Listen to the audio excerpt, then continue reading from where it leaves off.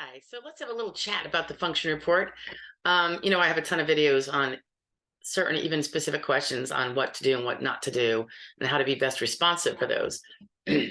But going back to the overall substance of a function report and what its purpose is, I think minds can differ in certain ways on this. So this is just my take on it.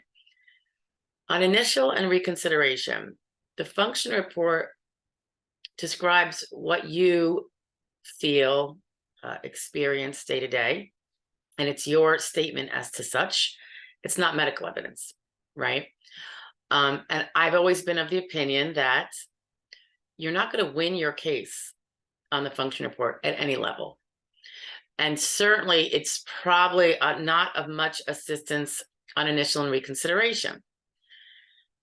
However, if you have answers that are inconsistent with, say, medical records or allegations in your application, um, to a negative effect, then I believe it could be helpful to someone to deny you, because they can just refer back to what you said.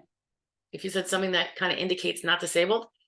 So the importance of the function report and getting it done right and being responsive, but knowing what things could be misinterpreted if you don't explain clearly, is really, really important. I don't, it really troubles me when I see people sending out their function reports. They're not my clients, because my clients don't send them out. We send them out for them after they provide us the information, and we go over it together and make sure it's accurate. To see what goes out, a lot of times people are not reading the question carefully, or they're answering what they want to say and not what's being asked. Not good. Sometimes they are assuming their answers and their capacities to do things, and they really don't know. Like, that's particularly true of the questions that ask for how long you can do something, that kind of thing. So it's really important to be quite exacting where necessary. But also be careful what words you use, because words can be interpreted in different ways. So you want to use the most careful words to make sure that they are representing your intent, and what you mean to say. I rarely ever see it done right. Okay. So, I mean, it has happened, but it's really rare. So don't assume that you're doing it right.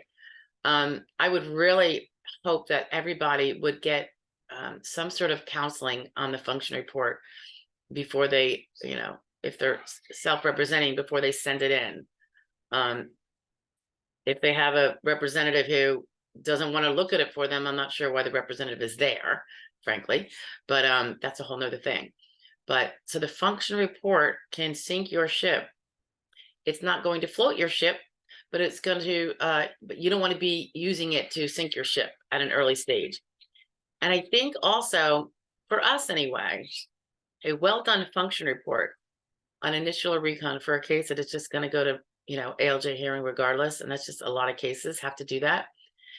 We use the function report answers to show what the person was feeling 2 years ago or 1 year ago, or however long ago it was when they did the function report, and some of the statements in the disability report, which is the second part of the application, were some of the more descriptive things, including the medical providers, but also a little bit about activities and symptoms and such. We use those statements to show that this has been going on. Your statements have been consistent all this time. So we do we do refer back to that, and it'll be in the brief sometimes, showing the consistency of the complaints and the limitations that you have had. So getting those things done right, taking it seriously, really, really big, big, big. I know some people just kind of like rush through it and leave a lot of things blank. I know it takes energy to do it. You have to focus, but you just got to do it.